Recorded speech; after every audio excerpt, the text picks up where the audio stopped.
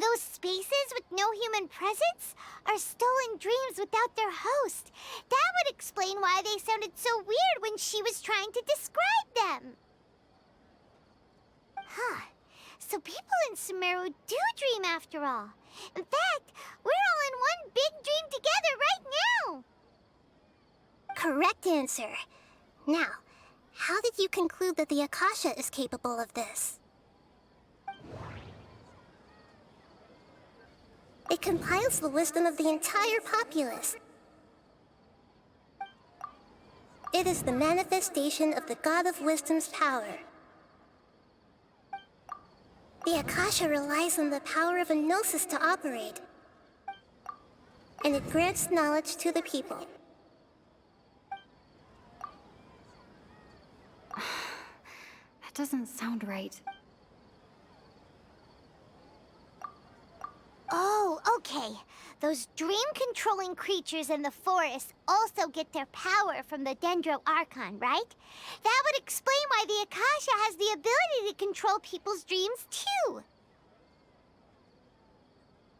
But is stealing everyone's dreams really how the Akasha compiles their wisdom? Isn't there anything more to it than that? Dreams are fantastical, complex, and full of imagination. People's brains are the most active when they're dreaming. In other words, dreams are rich bundles of human wisdom. So in other words, the complete opposite of how Hypatia understood it. Paimon remembers her saying that the sages think dreams are foolish delusions, and the fact that no one dreams is a blessing from Greater Lord Rukkhadevata.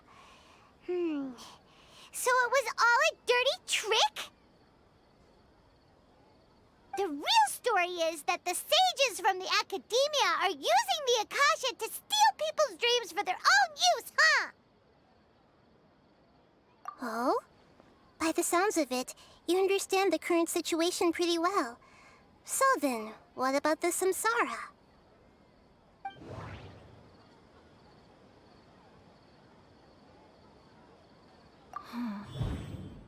Those spaces kept disappearing before my eyes. But as soon as that beep sounded, many more spaces materialized. Those dreamscapes kept vanishing. But as soon as that beep sounded, more new spaces appeared.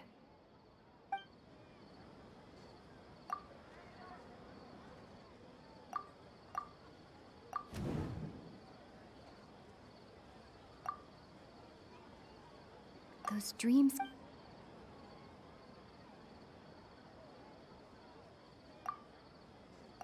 Correct. The Akasha is keeping each person's brain in a constant dream state, but also separating their consciousness from their own dream.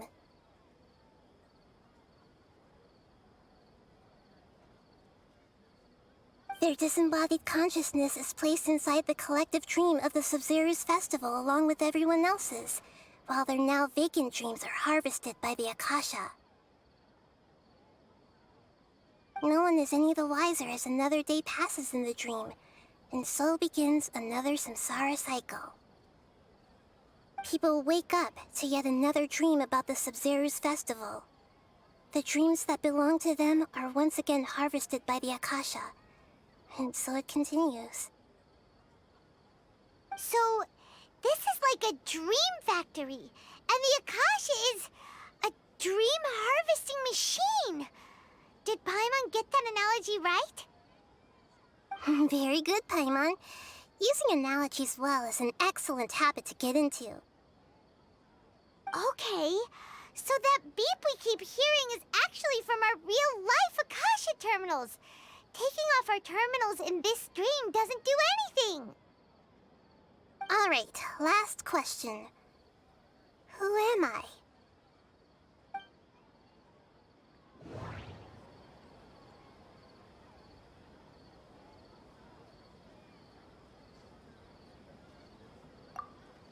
They say that alchemical divination is the Dendro Archon's divine revelation. So then, if Nahida has referred to herself as the moon... Now that I think about it, wasn't illusions a hint that we're all dreaming? Now that I think about it, wasn't illusions hinting at the sage's deception of Sumeru's people?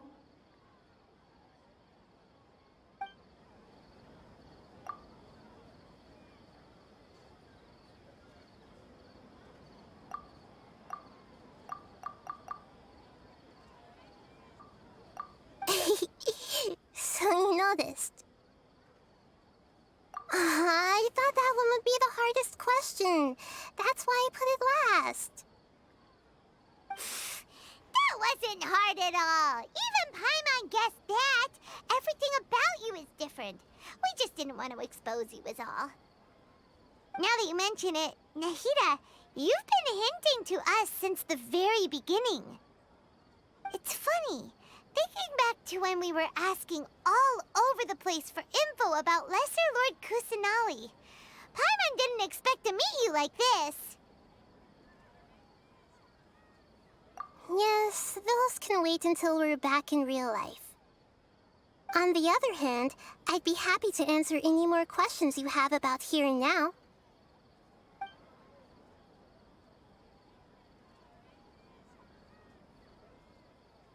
You asked me this question before. My answer was, it would literally blow your minds. Now that you know this is all a dream, this answer should hopefully make more sense. Have you heard the saying, don't wake a sleepwalker? Likewise, if someone suddenly had told you all this instead of you learning it on your own, your notion of reality and dream would be thrown into irreversible confusion. I couldn't expose you to that kind of risk. That's why I could only give you very subtle hints and some suggestions. Long story short, I'm really sorry I had to keep you guessing.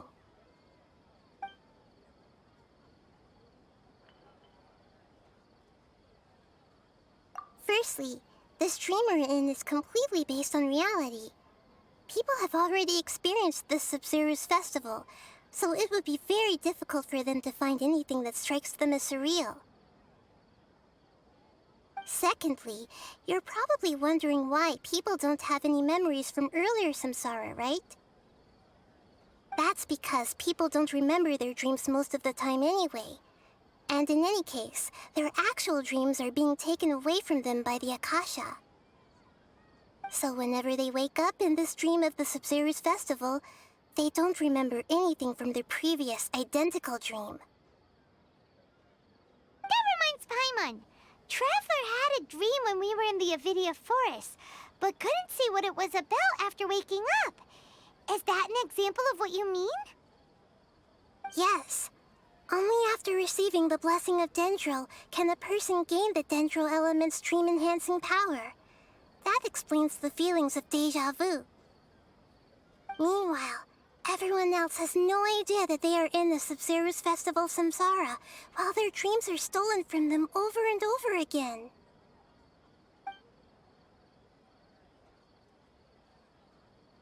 Can humans really keep dreaming forever like this? Will it ever end? And if so, when? You might say your mental fatigue has already answered this question. Eventually, there's only so much that people can tolerate. Especially those whose health is compromised to begin with, like Dunyarzad. This relentless exploitation takes an even harder toll on them. People's lives are at stake here, and nobody knows a thing! We've got to put a stop to this!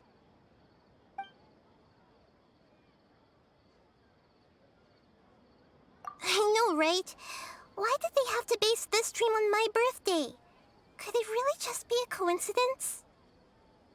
Even you don't know the reason? Wow, now that's strange. The Academia sages are determined to harvest lots of dreams in a short time, no matter the cost.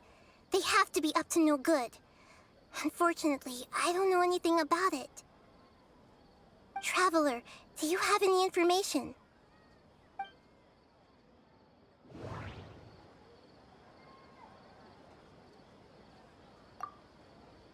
Grand sage said, go celebrate the birth of that god to your heart's content. Did he mean something more? Celebrate the birth of that god? Could it mean...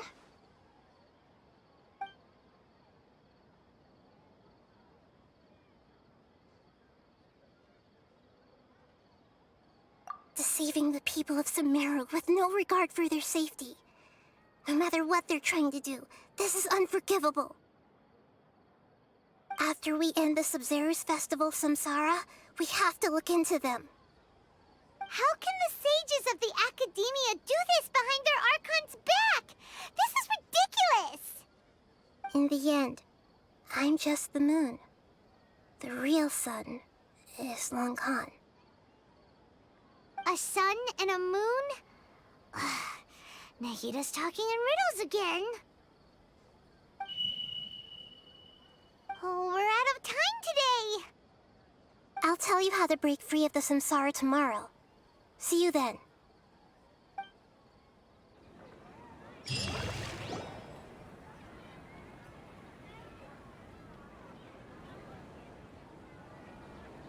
Good morning, Nahida. Wait. Now that Paimon remembers everything, should we instead say good morning, Lesser Lord Kusanali? Hey! What's wrong, Nahida? You don't look too good. I'm afraid that what you're thinking right now is correct. Did Dunyarzad already disappear? No way! Are we too late? The real Dunyarzad's consciousness has indeed disappeared. It can no longer endure the constant dream harvesting. Paimon can't believe it. Wait, so what about that other Dunyarzad? Just what is she? Is she also going to disappear? She's actually something like a puppet, but not completely. The real Dunyarzad's consciousness could no longer keep playing her role in this dream. So another Dunyarzad appeared to replace her in the dream. Just like the grass and the trees, that Dunyarzad is just a building block of the dream that helps to keep it going. But personality-wise, she's nothing like the real Dunyarzad. Puppets are stiff, and can't copy a living person's vitality. After all, they're just there as filler. You know, speaking of which, the old Dunyarzad might not have been too different from a puppet. Dunyarzad truly believed that she met you within her consciousness, and it was you who inspired her. So you do remember her after all. Yes. Back then, her family was overly protective of her. No one cared about her personality or thoughts. It was as if she only lived to stall her Elazar. I just gave her a little wisdom so she could look at life in a new way. So that she could be her own person. But even so, she's still... far from it. I'm still a long way off from being a real Archon. I couldn't even save her. If I were a competent Archon, I wouldn't have let my most faithful follower die at the Sub-Zero's festival with so many regrets. Please don't beat yourself up over it, Nahida. It's the sage's fault, and theirs alone. I'm not beating myself up. All I did was to rationally observe the distance between myself and a real Archon. Don't be like that, Nahida. Even real Archons are still allowed to be sad. To prevent more tragedies like this, we must end the samsara as soon as possible. Great, but how do we do that? Although the Sub-Zero's festival dream is under the Akasha's control, only humans can dream. Even the Akasha is unable to create them. that means this dream belongs to a host who created it. Huh? So, how should we find that person? Well, if this is someone's dream, then everything here must come from deep within their consciousness. Which means, with the power of imagination, they can change anything in this dream. Imagination? What do you mean by that? Imagination means breaking through what you perceive as normal. Like when the server at a tavern brings a plate to you, you'd naturally assume that food is on it. However, if you're the dream's host and you become aware that you're dreaming, when you imagine gold and more on the plate, the dream will respond in kind, and the server really will bring you gold and mora. But right now, our host is unaware that this is a dream. No matter how many times they're served, it will always be food. Find some way to make that person realize that they're dreaming. Usually, once that happens, the person will wake up and the dream samsara will be broken. How are we going to find them, though? If it could be anyone, it'd be like looking for a needle in a haystack. And even if we did find them, how are we supposed to make them realize they're dreaming? After all, like you said, don't wake a sleepwalker. It's extremely difficult, yes. But the only ones who can do it are you two. Remember, everything you've achieved up to this point has all been for the sake of finding the host and ending the samsara. As for me, during this time, I'll be out of town. Out of town? Are you going to that place full of dreams where the traveler went? Yes. I want to try something. There must still be a small wisp of possibility. Hurry and go. Dreams are supposed to be fantastical, romantic, and full of pleasant surprises. Unnecessary things like this samsara need to end.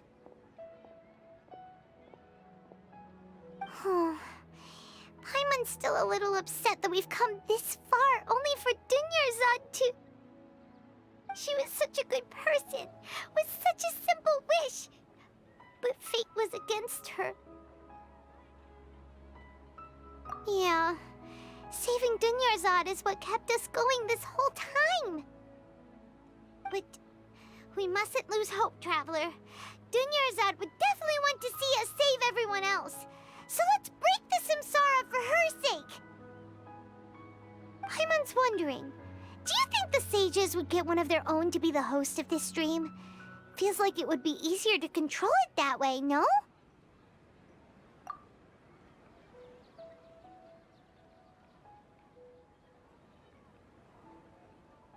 Huh.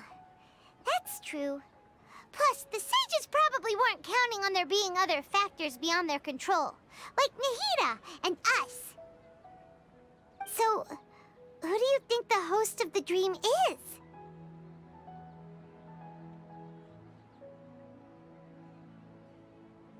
Oh, that would make sense! Ferris, the Knight of Flowers, is a symbol of the whole Sub-Zero's festival, right? Pretty core character. Let's go ask him some questions, shall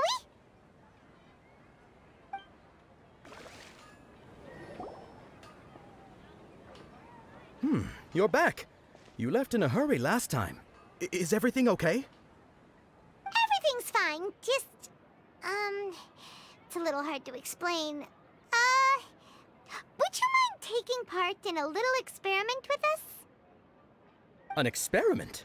That came out of nowhere. I'm listening, though. What do you need me to do? Could you make a wish? You want me to make a wish? Is that a new Sub-Zero's festival tradition or something? Less questions, more wishing! Okay. My wish. Okay. I'm a little nervous saying this out loud, but I want Miss Dunyarzad to be happy.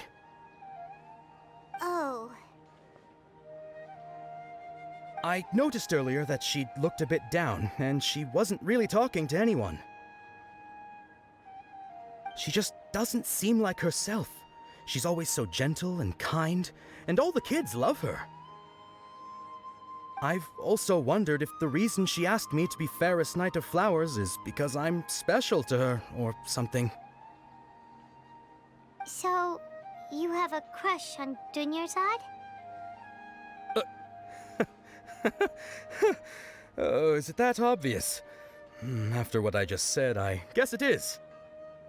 When she placed the hat of the Knight of Flowers onto my head, she said to me, "I want everyone to have a happy Sub-Zeru's festival." What she didn't realize was that I'm not that interested in how everyone else feels.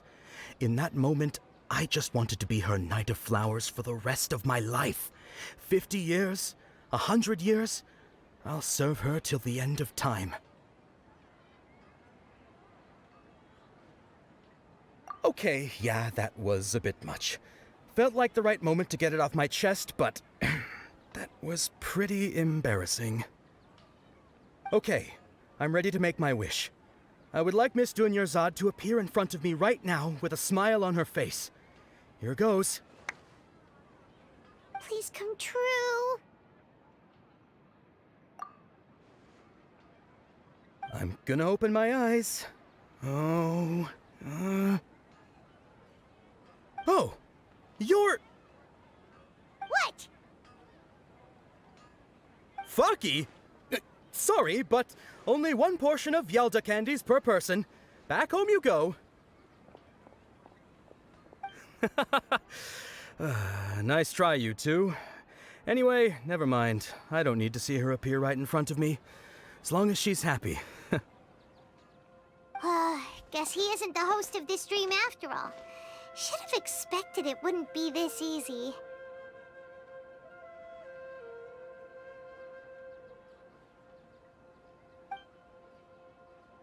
It seems like everyone who knows Dunyarzad loves her, but none of them has any idea that she... My lady, step back. That sounds like Dia! Oh, right. This is when Dunyarzad bumps into the kidnappers. Huh? But Dia can handle them. Hey, Traveler!